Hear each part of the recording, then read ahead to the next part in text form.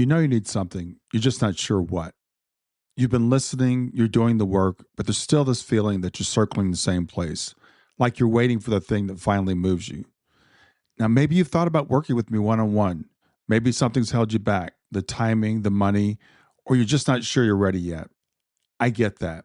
And I want you to know there's still a place for you.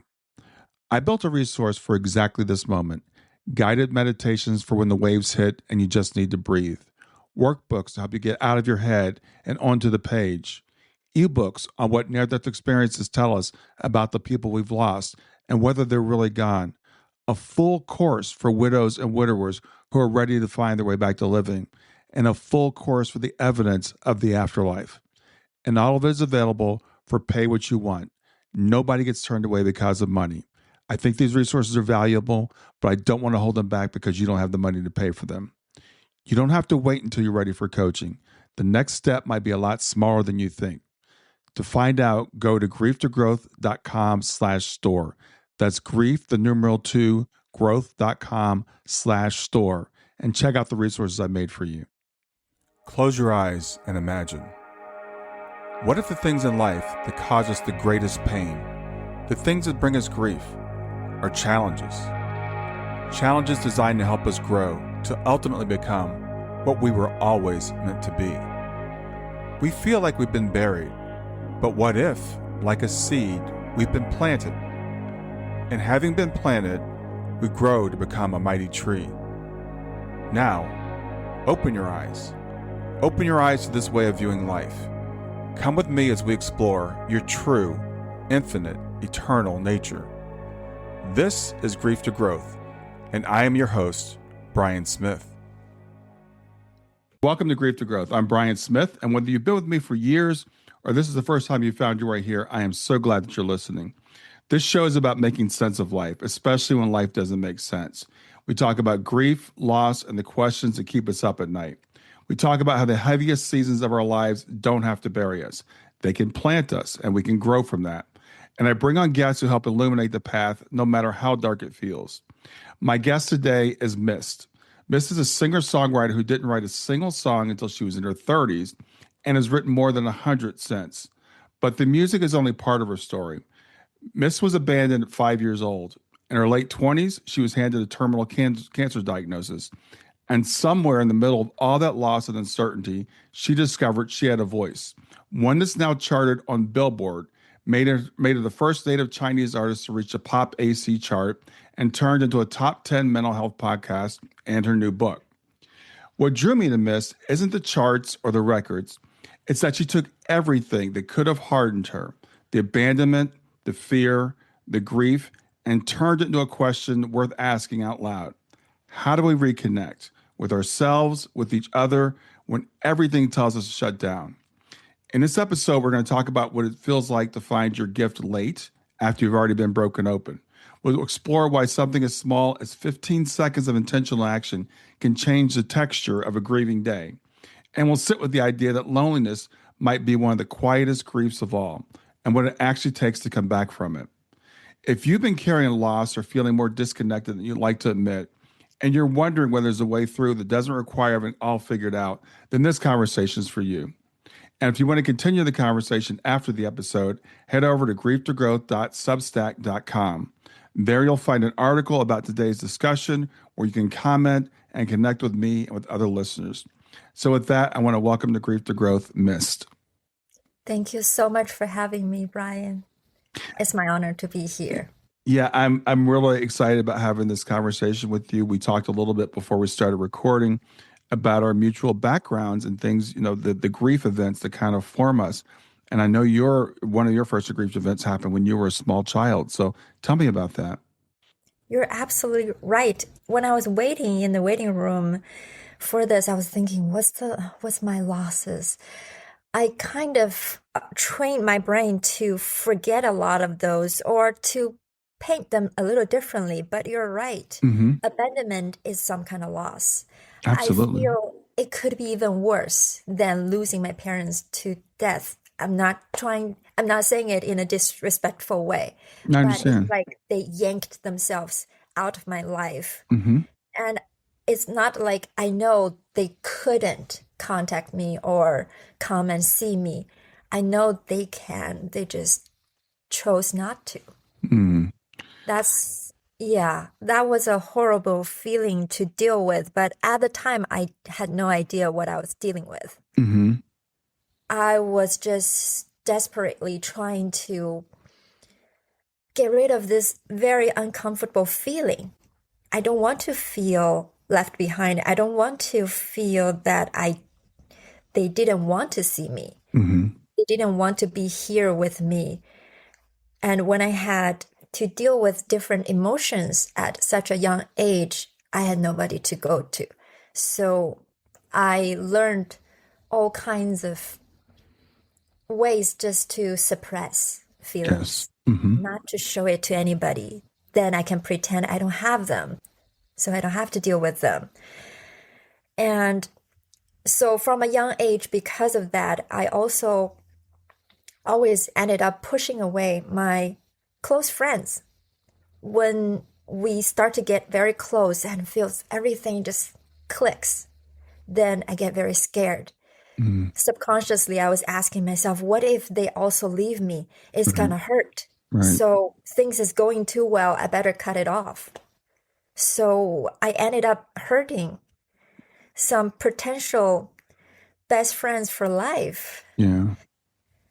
Yeah, and now as an adult, I realized what I did as a child. I start to understand why I did what I did. Hmm. I Now I lost contact with those friends and I can't go back and say sorry. Good thing I, like you said, discovered music late in my 30s. I started using music to write about all these feelings. And I Yeah. could write a apology letter to those friends and tell them how I really feel. And I hope one day they'll hear the song and receive the apology. I'm sure they will. I'm sure they will. And I want to acknowledge there are many, many types of loss. It's not just losing someone to death. The loss of abandonment can be even a deeper wound. When we lose someone, there's always this irrational thing, no matter how we lost them, when we feel kind of abandoned. But there's certain losses, like when someone dies by suicide, that there's a feeling of abandonment, like they left me. And I'm sure it's very similar in your case when someone removes themselves from your life, it makes you feel unworthy. What did I do wrong? Even as a child, we tend to blame ourselves. And that pain being so deep, I can see why you'd say, I never want to feel that again, right? So we make a vow that says, I'm not going to get close to someone so they can't hurt me that way.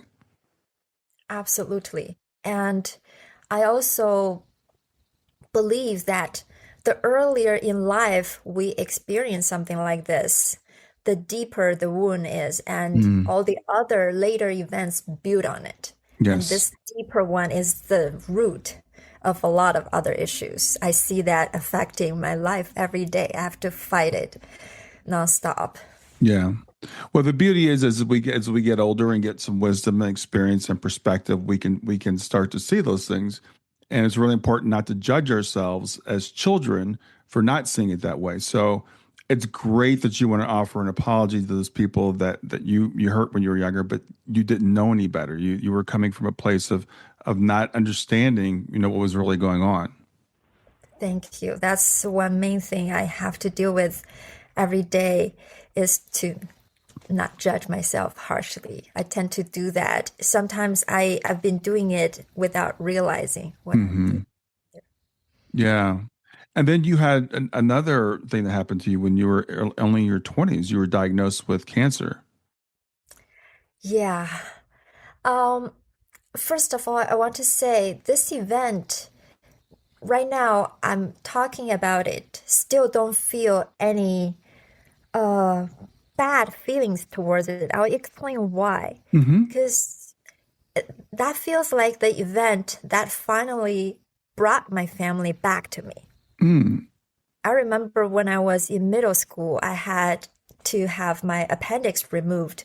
That's when my dad came back and took care of me for a few days in the hospital. That's after he abandoned me at 5. That was the first time we actually spent a few days together. So Oh, I've wow. always had this good feeling about being in the hospital. Hmm. That's when people show up in my Hmm. life. Hmm. So when I was diagnosed with cancer, my family also all came back to me. They were traveling with me from a city to another to seek the best treatment there is. So even though it was very scary, I felt like I could. All the doctors say you have 1 month to live, 3 months to live, but all that's consistent is you will die if you don't get properly treated Hmm. soon. Um, just to explain how powerful the emotion to the feeling to want my family back is, it overpowered the fear. Wow. I want them back so badly. When I see them with me, I feel bad that they're crying every day, feeling that they're gonna lose me permanently. But I felt like I was surrounded by love. I Wow. was happy. That's the first time I had a break in my life. I didn't have to work or study. I was just relaxing, waiting for the appointments, waiting for test results. So I picked up ukulele and just started playing. That's the first instrument I picked up. And but at that time I didn't write any music. I just can play a few chords, but that's how Mhm. happy I felt at the moment. That's really, really interesting. I've heard people say that maybe, and you didn't say these exact words, but a cancer diagnosis might have been the best thing that I ever happened to me, because it gives us a chance to reset, like you said, to take a break from all the other things about life, because we've got to put our focus on our physical, our physical body, but also the feeling. And it's unfortunate sometimes that that's what it takes to get the love that we need, right? To get the care. And that's the most important thing there is in life, maybe even more important than our health. Absolutely. Is the need for love and for connection is like the need for eating food and drinking water. Hmm. When we don't have it, it drives us crazy. We do all kinds of things either to suppress it or to get it in another way, Yeah. even though it's very unhealthy, but we just have to have it. Otherwise, we feel we're gonna die. Yeah, it's interesting. As we're saying this, I'm thinking about Maslow's hierarchy, of needs, where it starts with like shelter and food, and they said we need those basic things before we need actualization. But I think it's actually the other way around. I think if we don't feel love, if we don't feel hope, if we don't feel those things, then the other things don't really matter. Absolutely. That's how some people literally give up on their life, then the body just quit. Hmm. It's like everything is normal the moment before, and now it just everything stopped. Stop Yeah, living. yeah. So you go through this thing, you pick up the ukulele to make yourself feel happy. How did you discover you could actually write music? So during that time, I did record one or two little videos of me singing on ukulele. Very simple. That's all I can do. I left it on my social media posts buried down below. Then I had to go. I started getting better after the surgery, after losing 60% of liver and gallbladder. Um, then I get back to work. Then the ukulele was played less and less, Mm, and life restarted. yeah. However, after a few years, a friend introduced me to, at that time I didn't know, but it was my future husband. He has a 5-year-old little girl. So they were flipping through my Instagram posts and they found the down buried little clips of ukulele playing and they started listening and she started crying. Mm, That's what made him decided, okay, I have to actually talk to this girl. Even though the friend already introduced us, we didn't talk at all. oh, wow. But it's singing that got their attention. The girl kept crying, so he asked, can you please record a few lullaby songs for my daughter to listen to before she goes to bed?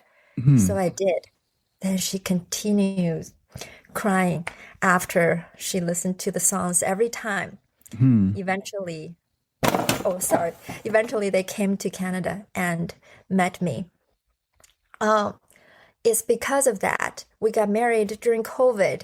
We all started learning new things. And I wanted to learn more because I love to sing. I just want to learn a few piano chords so I can also accompany myself on the piano.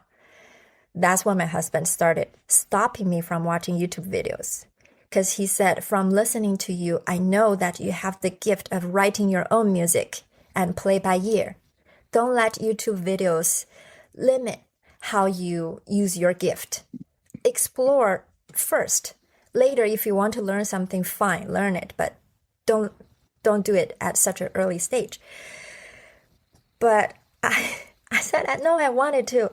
I just want to learn something. It felt very scary to me to do something without learning. So we argued for 6 months, but he wouldn't give up on encouraging me and stopping me from watching YouTube videos. So at the end, after 6 months, I said, okay, that's enough.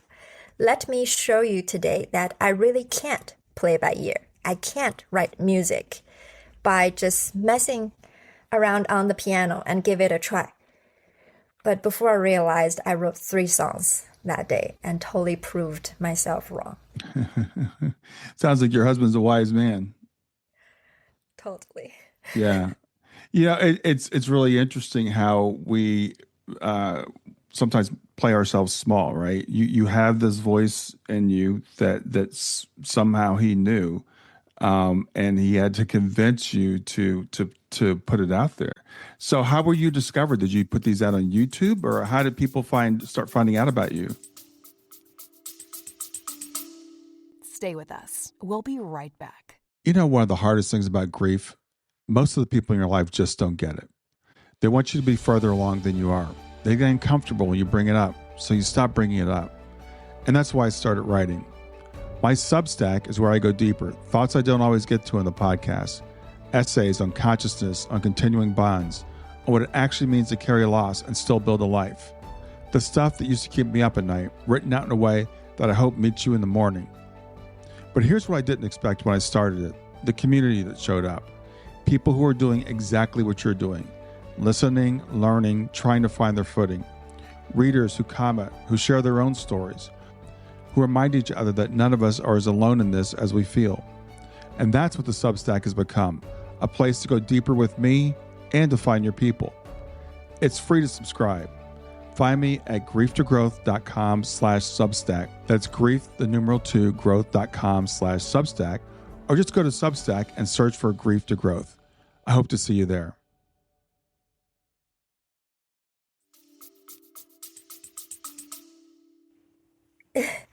Actually, that's an interesting story because music business is a whole different world. And we didn't come from that world. We have no idea of how to get people to listen to your music and watch your videos or anything.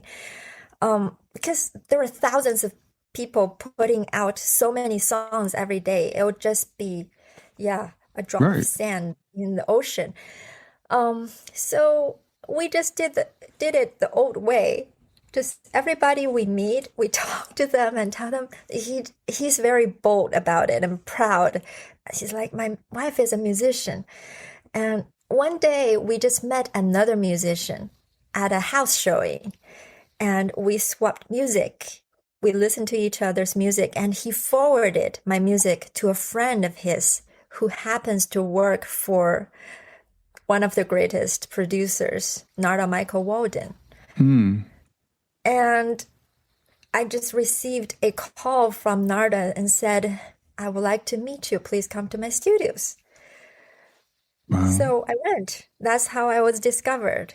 The day I went there, I didn't know what to expect, but he put me on the exact piano and microphone where Aretha Franklin recorded Respect on. Oh, wow. And said, sing me something. Oh, wow. That had to be intimidating. Wow. I know. And I only know the few chords I learned finally from YouTube and with my songs that's not recorded at all. Good thing I thought about maybe I should bring a few songs just in case. So I did. Hmm. And I sang him a song. And after that, he said, sing me another one. Then sing me another one. Sing me another one. Then he started coming to the piano and said, you can you can do this on this song. Then he went to the drums, said, oh, you can do this on this song. Then 3 hours later, he had to go, but before he left, he said, Miist, I want to produce an album for you. That's amazing. Wow. Wow. So how did you feel in that moment?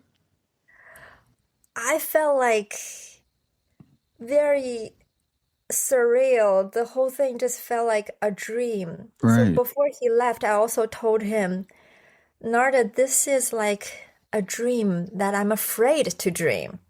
But after what you told me, I'm not afraid to dream again. And Wow. he told me, you should write a song about it. It's a song. And I did write a song, and it was on that album. Oh, wow. Wow.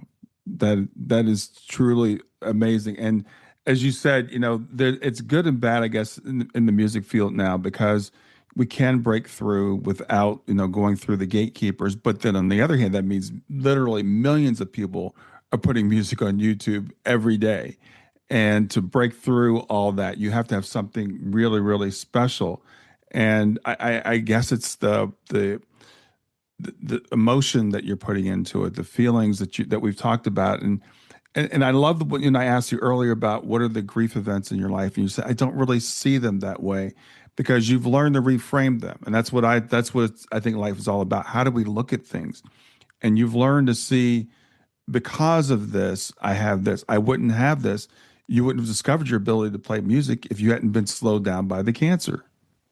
Absolutely. Also, earlier before I came in, I was also thinking about how I dealt with grief the last time I felt it. It was a few months ago. It was December. So it's got almost half a year ago. We lost our 12-year-old dog who's been with the family from the beginning. Mm, And it felt like losing a family member. yes. So I was trying to recall what I did. I remember before she passed away, I started thinking about this and I told my husband, we have to wait. After she passes away, we have to embrace the grief for a while. Mm, Because now experiencing enough, I learned that there's no bad emotions. Whatever feelings good that we feel easier to feel or harder to feel, they're all there for a reason. hmm. If we can just sit with it and embrace it, we'll hear what it's trying to tell us. Yeah. Yeah. So we can learn from it. That Yeah. And that so that yeah, that go is ahead. so wise. That is so wise. And I felt sorry for your younger self when you were telling the story of your abandonment, how you stuff those emotions because they don't feel comfortable and we don't want to feel them. But the thing about grief is it is here to teach us something. It's also very patient. It will wait for us to be ready to face it. Absolutely. Because that's why I was telling my husband before it happens, because I know once the emotions kick in, I might not be able to think straight and pace myself. I'll Hmm. just try to grab everything to get rid of that feeling. So I have to think ahead of time to really decide, make a choice to embrace it. So also in the moment, I wouldn't feel that I was forced into having to deal with this. I Hmm. chose to sit with it. And I did learn a lot from it. I also had an episode on my podcast called 3 Days to Say Goodbye Hmm. because the vet came and explained to us that she's not enjoying her life anymore. She's just living for us. She's basically sleeping all day long because she physically can't enjoy it. Hmm. So we said, please give us 3 more days so we can say okay to everything she wants to do and just really spend some quality time with her. And as a whole family, including my 12-year-old daughter, we learned so much from that. And it's through that event I decided to reconnect with my dad that I Mm, haven't seen for over 20 years, that has left the family over 30 years ago. I reconnected with him and I forgive him because wow. I realize from those 3 days, I rethinked how I should treat everyone in my life if I had the knowledge of I'm going to lose them in 3 days.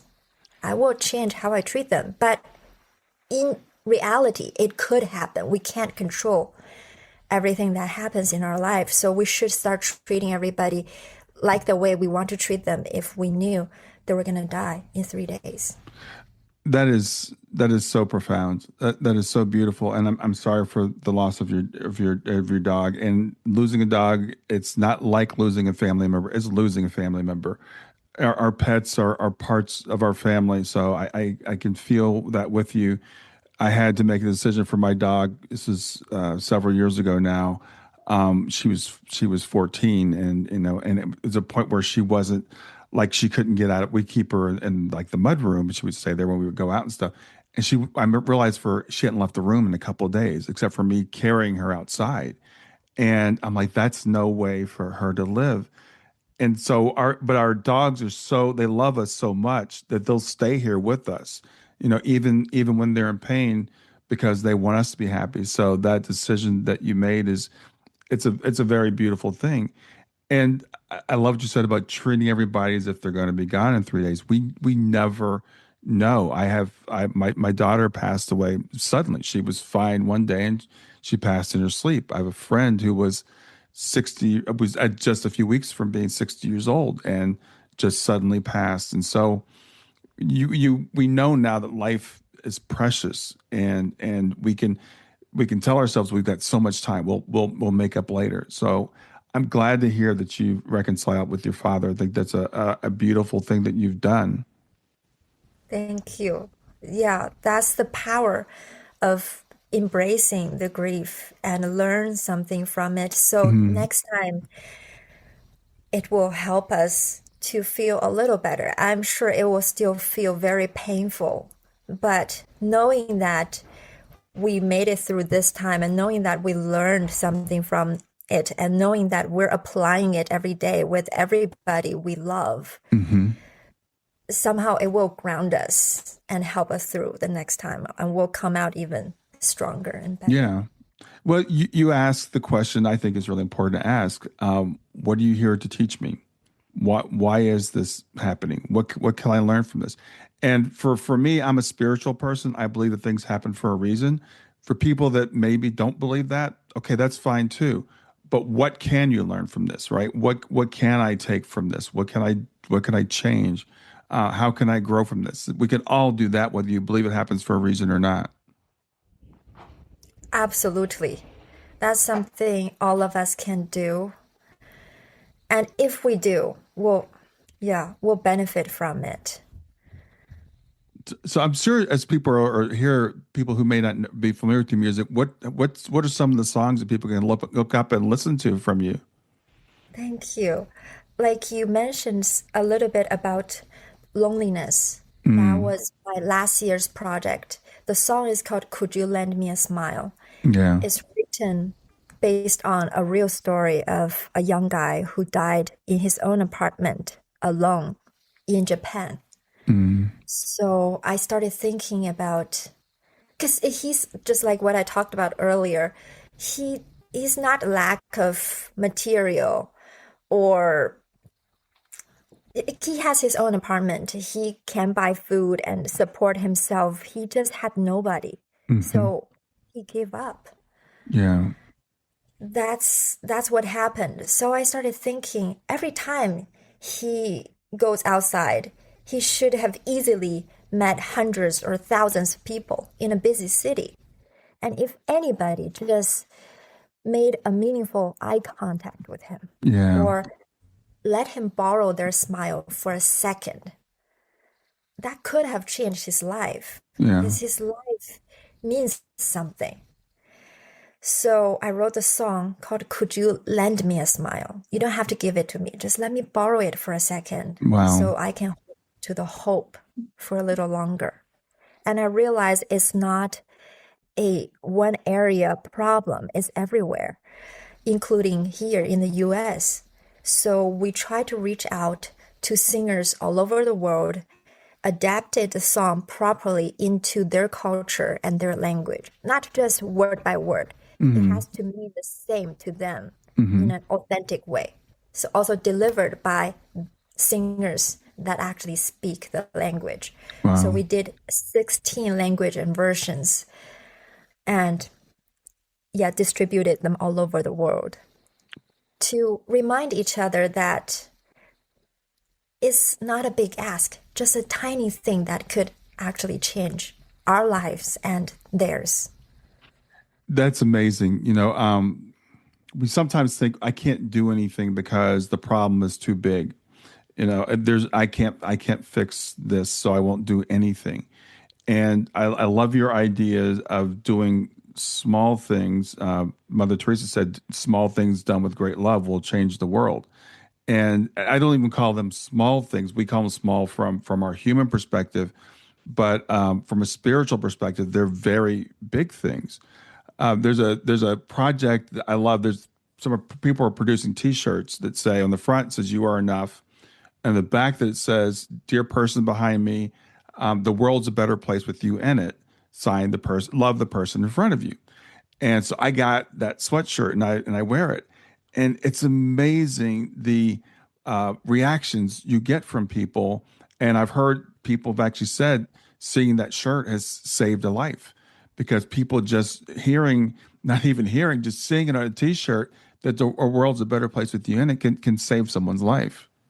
You're absolutely right. And that's exactly the reason that I started talking about these 15-second actions in my Yes. podcast. Every episode, other than the song and explaining why I wrote the song and expand on the topic of how we become disconnected and how we can reconnect, there's always a call to action as the first step that we can do to start this process. Hmm. Just because we see so many problems these days and we tell ourselves, there's nothing I can do. It's such a big problem. There's no way that anything I do can be helpful. Hmm. So we just gave up. So Yeah. when I started doing it, the idea started from this song. When we try to boil it down to the tiniest step it can be. So nobody can say, oh, I don't have the time to do it, or I just can't do it. Everybody was given the ability to smile, Yeah. and everybody has a second. Yeah. And that's only the first step of all the call to actions. I had 48 episodes, so there are 48 one of them. And in every episode in the Make Me Smile podcast, I stop. I say, now I'm going to pause for 15 seconds and I'm going to do this action. When I come back, I will tell you what I did and how I feel. Yeah. So tell me about some of these actions. Yeah, that's what I knocked off earlier. I have this little kindness cube that I give away on my website on a donation basis that Hmm. has some of the actions on it. Of Hmm. course, on the top, it's smile. Hmm. And I love this one. Be silly. Yeah. Every one of them, we as a family always try it first. For Be Silly, we have a walk right outside our house that we go on about twice a day. So now we do all the experiments on the walk. We start smiling at people all the way and Be Silly. Our 12-year-olds start to get shy and start to act bashful around people. So Hmm. when there are people walking by us, me and my husband would hold on to her so she doesn't run away and we start skipping. Yeah. She would feel so embarrassed, but people laugh. And sometimes it's a loop. On the way back, we see the Hmm. same group of people that laughed the first time. We would do it again. And the second time, usually my daughter joined us. Yeah. Yeah. Yeah. So Be Silly is a good one. It doesn't take long. Hmm. 15 seconds is plenty, Hmm. and be grateful. Yes. Yes. Even in the worst situations, there's always something we can be grateful for. And that's a little bit light that we can have. Yes. And I love this one. Say a kind word. Yeah. Yeah, to anybody in our life.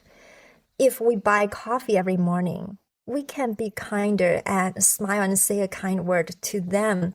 Maybe you are the first person saying something very nice to them. Just comment on their hair, their clothes, anything that's changed, or comment on how kind they were to you, how much we appreciate you making coffee for me every day. Hmm. And that might change their day.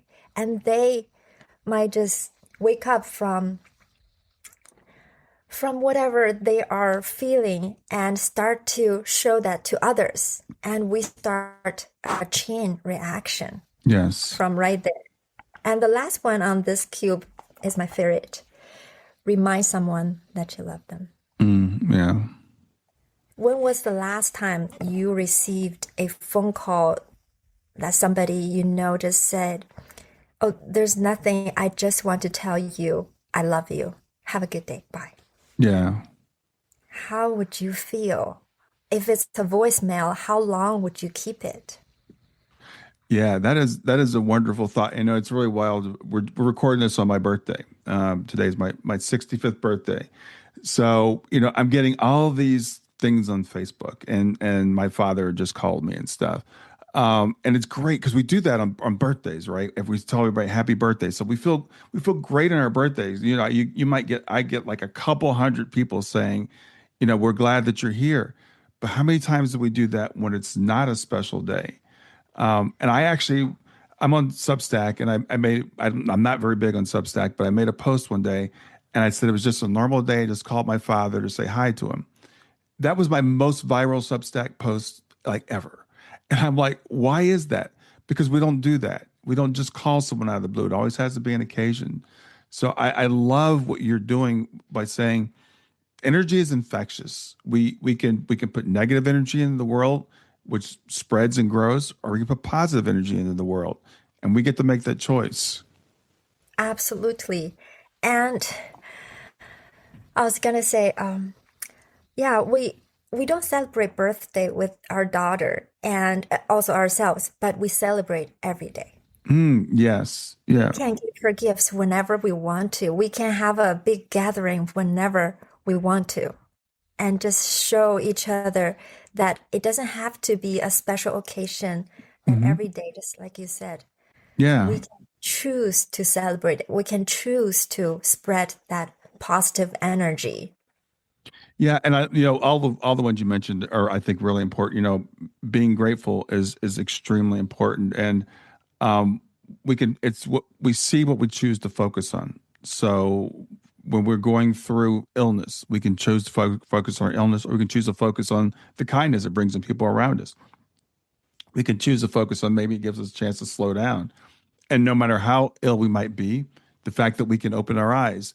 I was listening to this guy the other day. He's a biologist that's working on some health things. He goes, "Do you know how many things are going right in your body all the time? Even when you feel like everything's going wrong, what do we focus on? We focus on the diagnosis, but we don't focus on the fact that we can see, we can walk, we can talk, we can speak. We still have those things. So that's the gratitude piece. It's really, really important. Absolutely. I feel most of us more naturally tend to focus on negative things Hmm.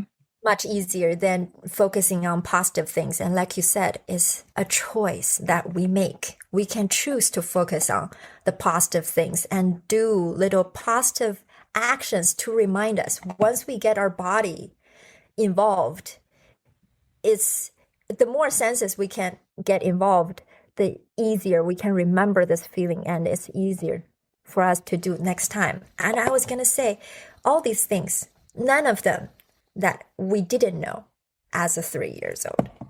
Yeah, We're yeah, not learning anything new. There's no learning to do. We might be unlearning some things, Hmm. or we're just reminding ourselves what we already knew as a 3 years old and be that 3 years old. We're much happier when we were. Yeah, yeah, that's a great point. The world, and I'm music is my life. I listen to music 24/7. I walk 6 miles every morning. I'm listening to music usually most of the time I'm walking.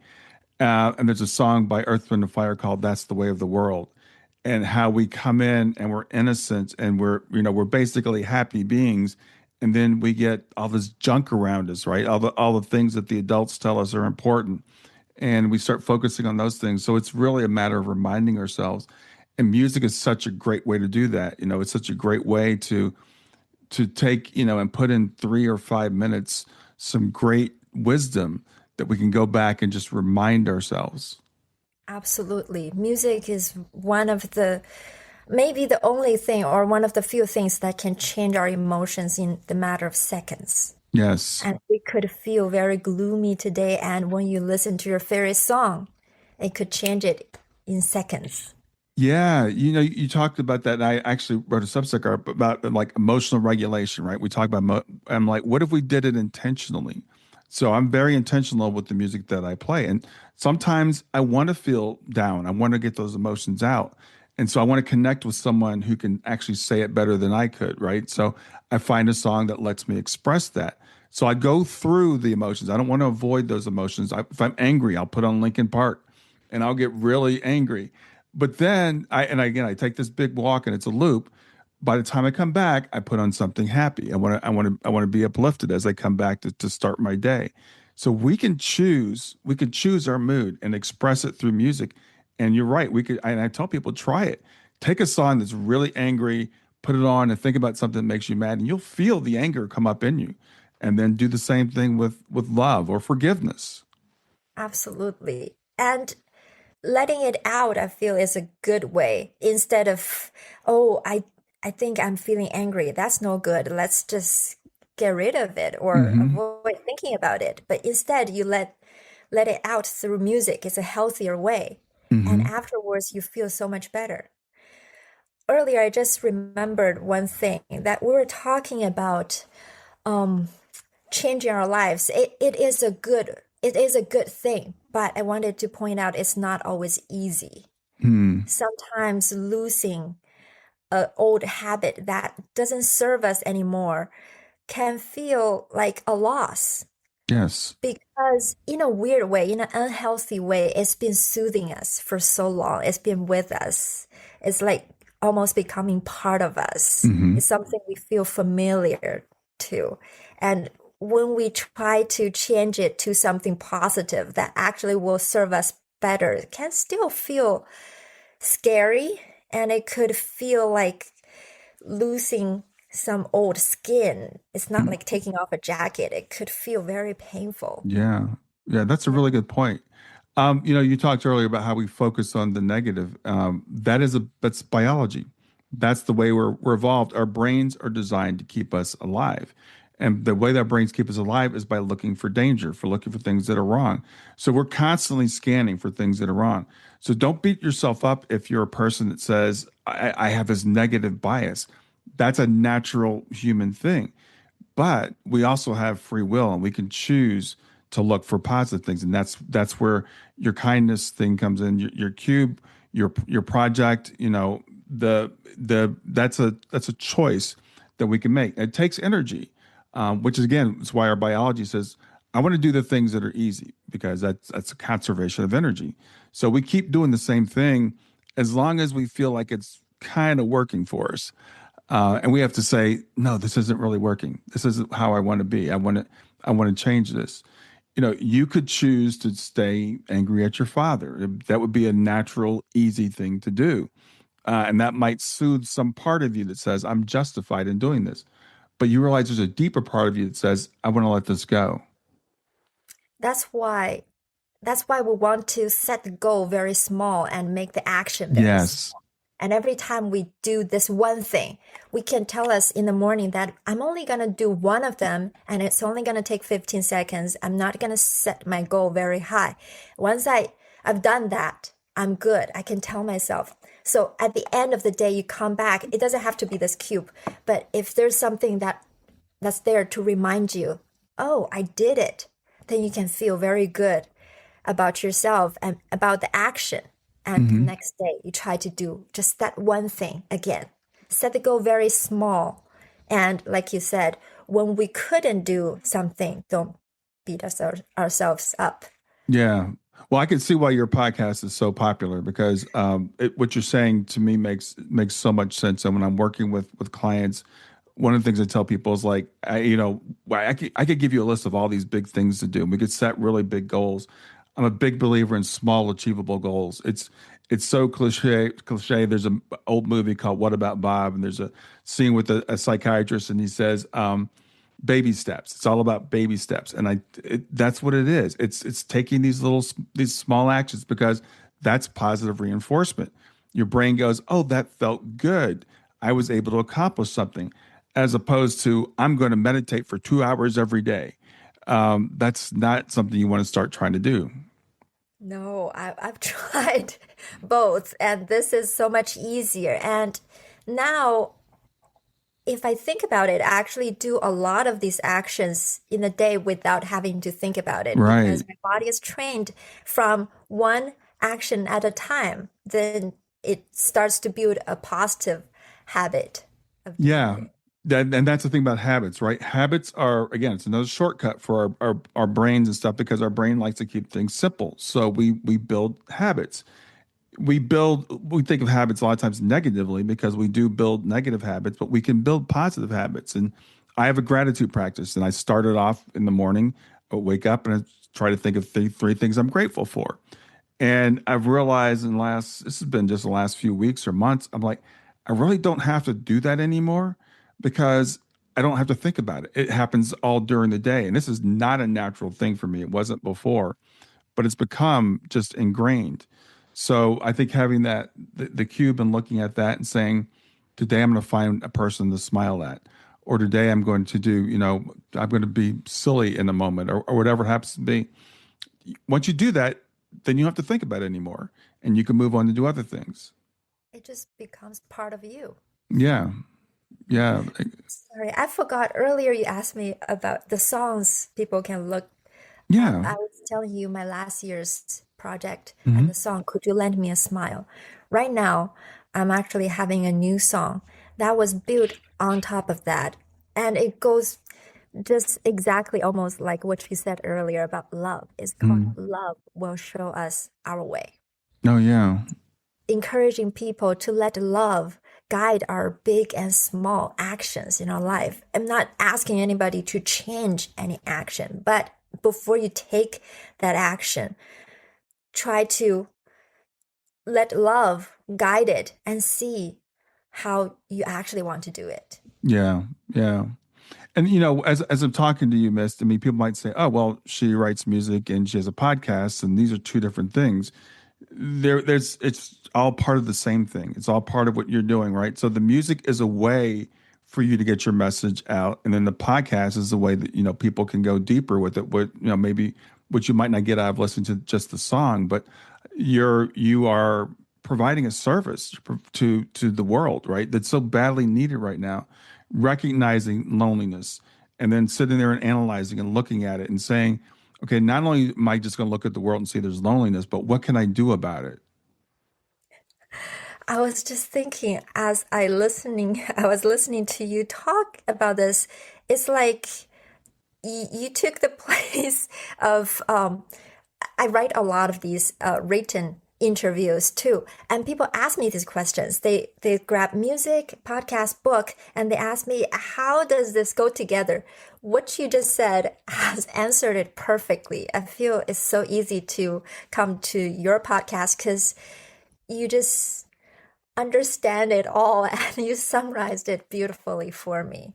Well, Absolutely. But yeah, yeah, the I just music is meaningful music and podcasts, they're all the same goal. Like you exactly, said, exactly. they're, You're they're you're one thing. delivering a message, and that's to me, it's funny because like I said, I love music, and some people are like, I just like listening to the musicality or I listen to the lyrics. And I hear people say, I don't even listen to lyrics, which I just don't understand how you can listen to music and not listen to the lyrics. That's where the message is.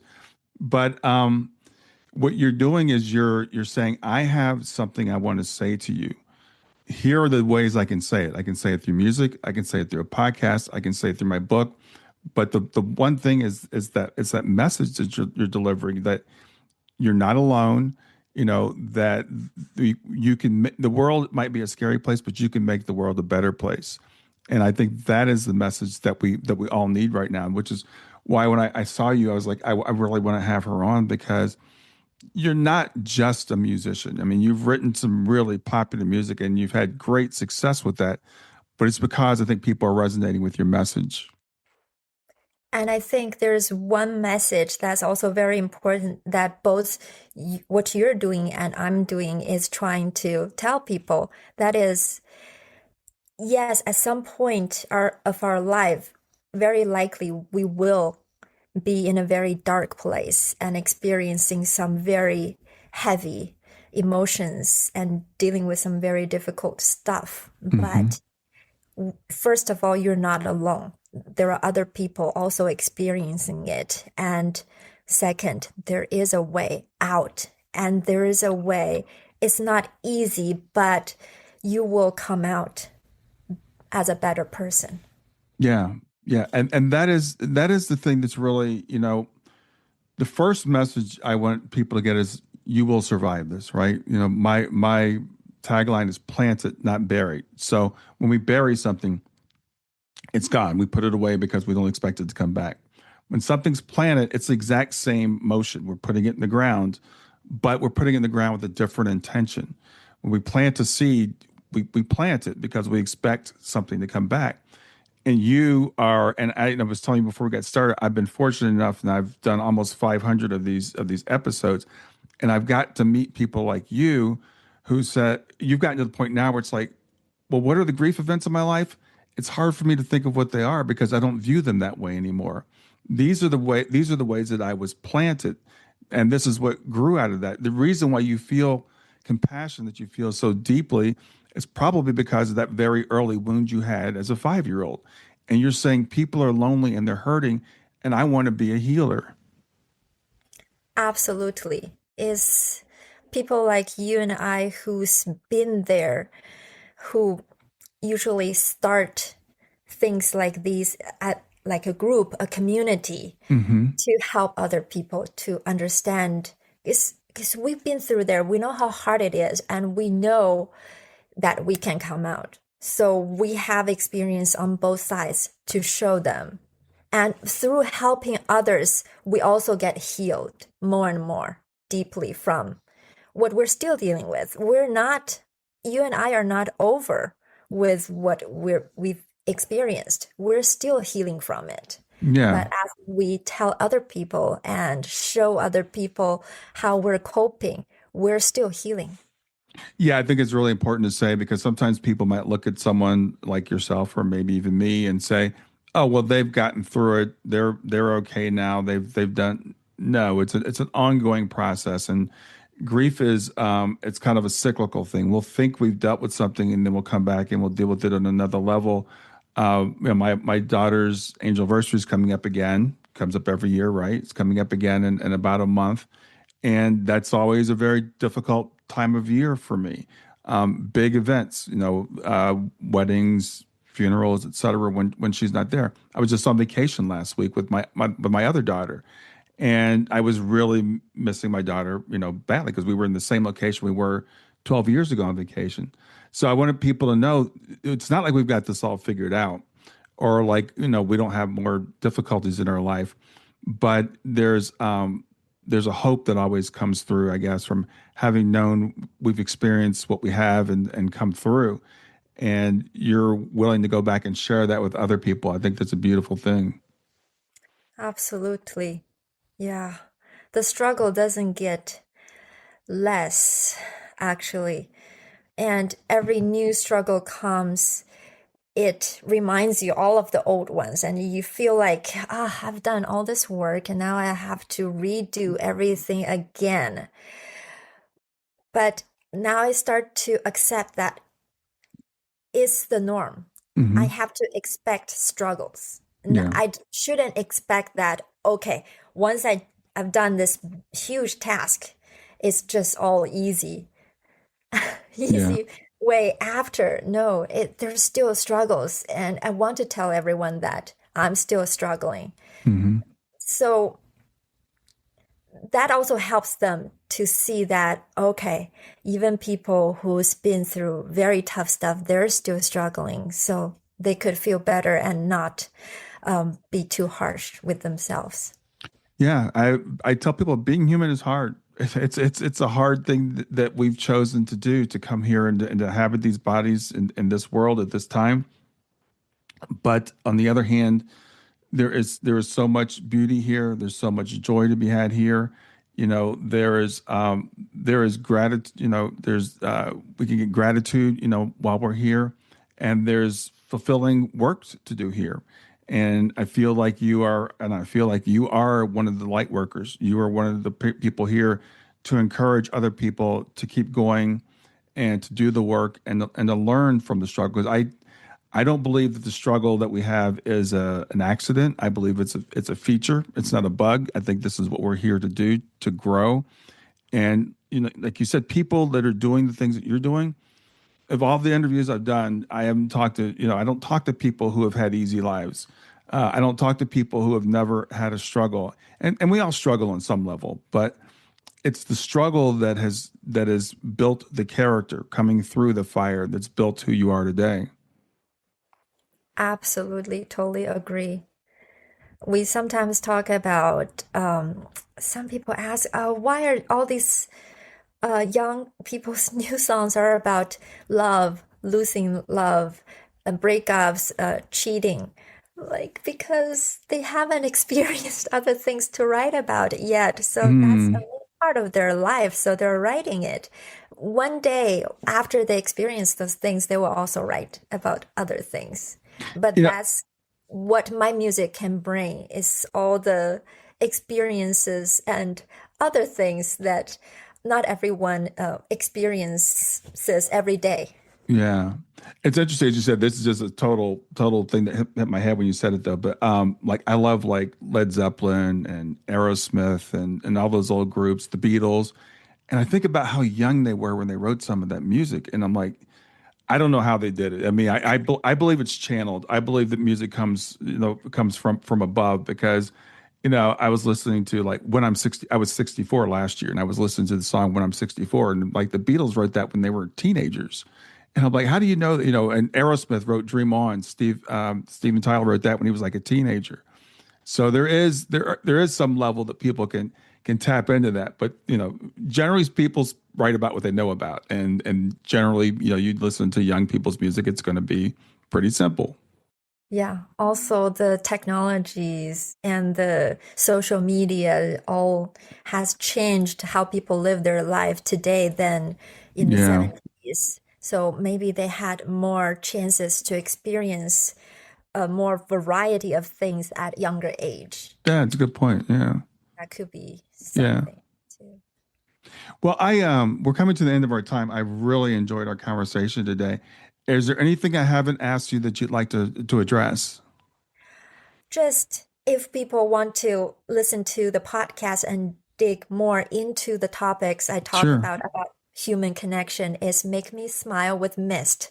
Also, if you prefer to read books, we also converted into books, which the first one is out, is also with the same name, Make Me Smile with Mist. There are QR codes for the songs that's in every episode of the podcast. Oh You can wow. also scan and listen to when it's time. Because I talk about it first, then at a certain time, say, please listen to this song, then come back and I'll talk more with the knowledge of them already listening to the song. Oh, that's beautiful. I love that. I think that's so, again, delivering the message in different ways, and using music to do that. And I think that music touches us at a deeper level than just words alone can. So Exactly. having the message in the words and then reinforcing with the music, it's wonderful. So I have links to the website, but it's you said it's pretty simple. Make Me Smile with Miist. I want to tell you, I'm really enjoyed spending this time with you today, and thank you for what you're doing in the world. I want to say the same thing. Thank you for what you're doing for the world. It's every little bit that each one of us do that helps a great deal. Yeah, absolutely. Well, enjoy the rest of your day. You too. Bye. Hi there. I'm really excited to tell you about my latest ebook. It's 4 lessons that you can learn from the near-death experience without going through all the trouble of dying to learn them. I've been studying NDEs for several years now. I am completely convinced that not only are they 100% real, but that there's some very universal wisdom that we can get from the near-death experience. And I've distilled that down in this book into 4 short lessons. And I've also given you all the reasons why I believe that NDEs are absolutely real. So go to www.grieftogrowth.com/NDE lessons to pick it up for free. www.grief2growth.com/NDE lessons. I hope you enjoy it.